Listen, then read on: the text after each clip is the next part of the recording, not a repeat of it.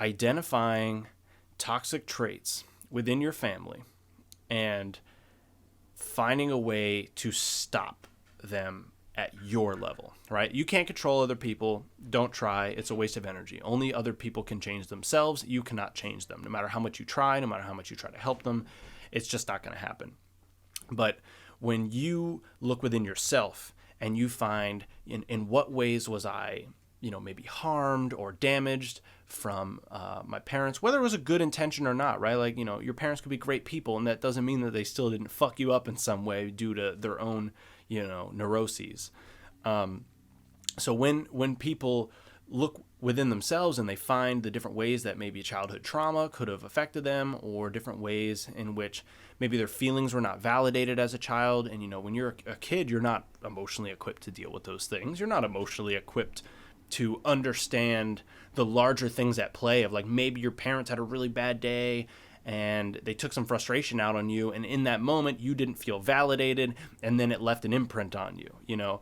You weren't old enough and your brain wasn't developed enough to truly appreciate the circumstances, the larger effects, and it could have been something really trivial, but as a child you internalized as a deep hurt, and then that deep hurt manifests itself through your behavior and your expressions and different unconscious behaviors that you might have. So, that's something that I've been thinking about a lot, is like, I've referred to them in the past as generational curses.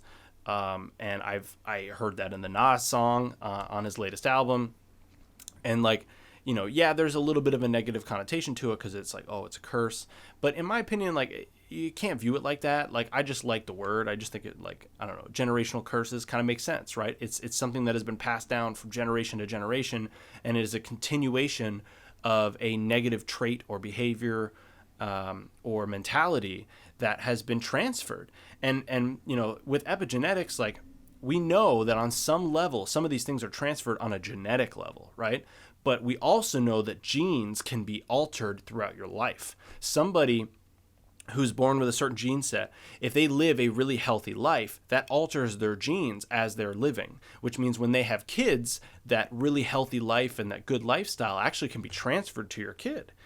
In the same way that your negative lifestyle could also be transferred genetically to your kid, because your genes are evolving and adapting as you put new things into your body, as you do different things with your body, whether it's exercise or not exercising, all of those things kind of play into a factor, and they really do have an effect on your ultimate culmination of who you are, right? The series of actions and behaviors that you exhibit, and the way that you express yourself, and the way that that manifests itself into your, what you're doing on a day-to-day basis.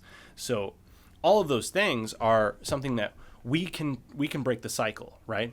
So just because your parents did something, I'm going to use like easy examples, addiction. So, let's say your parents are drug addicts, okay? You can be the kid that isn't, right? And a good example of that would be Logic. Logic the rapper, his parents both were drug addicts and alcoholics, and he went the opposite. He went like, oh, I see that and I know that this is wrong, so I'm going to not do any of that.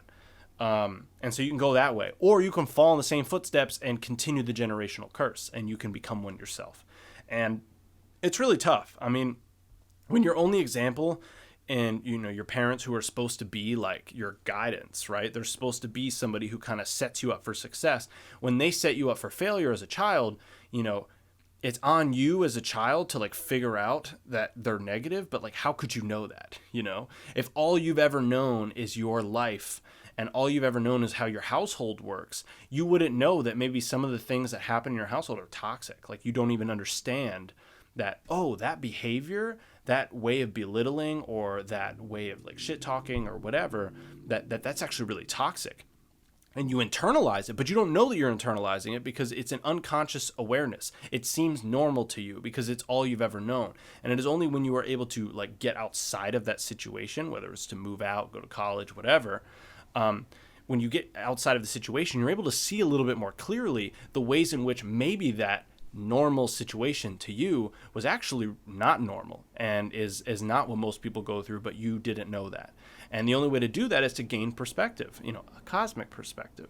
But when you're gaining that perspective, you're able to kind of see things for what they are. And I think it's really important to understand that when we view things, we are never truly seeing anything for what it is. We always have a filter that we will filter it through. We always have some sort of lens that is over our perception, that on any given circumstance or facts, I apologize about the sirens, any one of those things, you're viewing it through the filter. Right. So if you've ever used, well, actually, an easy example, a Snapchat filter, right? If all you ever saw was somebody's face through a Snapchat filter, then you certainly would have a certain perception of them based on whatever that filter was.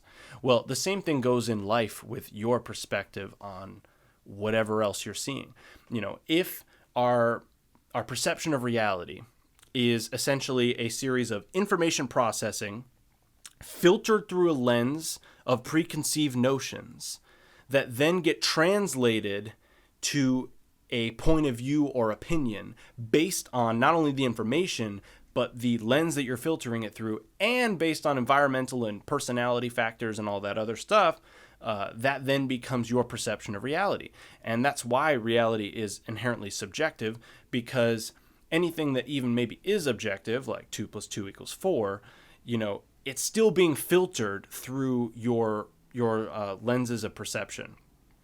And when you're filtering information, something like 2 + 2 = 4, your filter doesn't necessarily alter that specific thing. But there's a lot of things in life that when you're filtering it through your lens, you might completely distort the truth of it.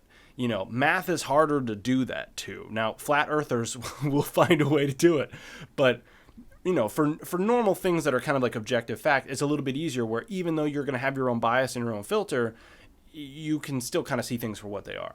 But with certain things, and especially things like family life or, people's toxicity or their relationship to you, that gets a lot blurrier. That becomes a harder line to really find, like, well, what really is objectively true about this situation.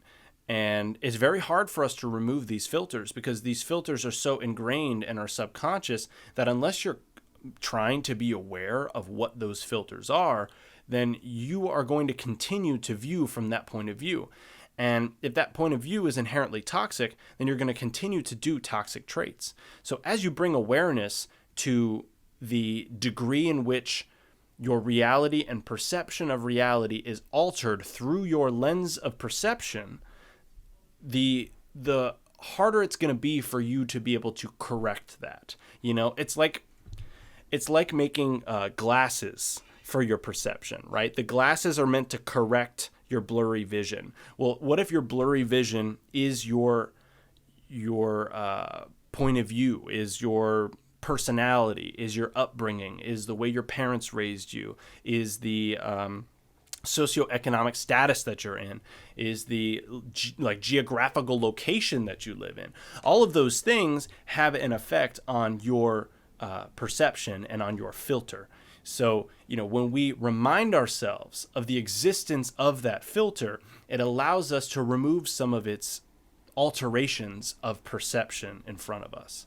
And it's a hard thing to see.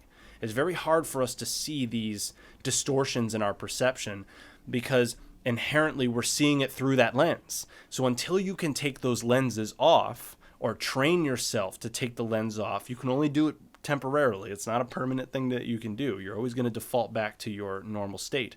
But if you can teach yourself, whether it's through meditation or psychedelics or whatever, if you can teach yourself to remove that lens of perception, then you allow yourself to see things as they are, and it allows you to no longer have expectations of what things should be, and to be more realistic and more understanding about the reality of what is.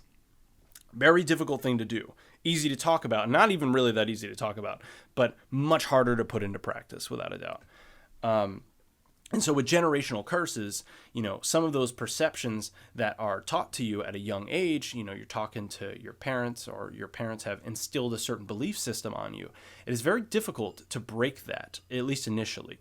And then once you begin to break it, there's a part in an attachment from the ego level that wants to hold on to those ideas because an identity was built around those ideas. And it's really difficult to admit that you're wrong when you are attached on an ego level to its existence. When you are attached to the realness of this perception, it becomes very difficult to separate yourself from that because you believe that you are one with that thing.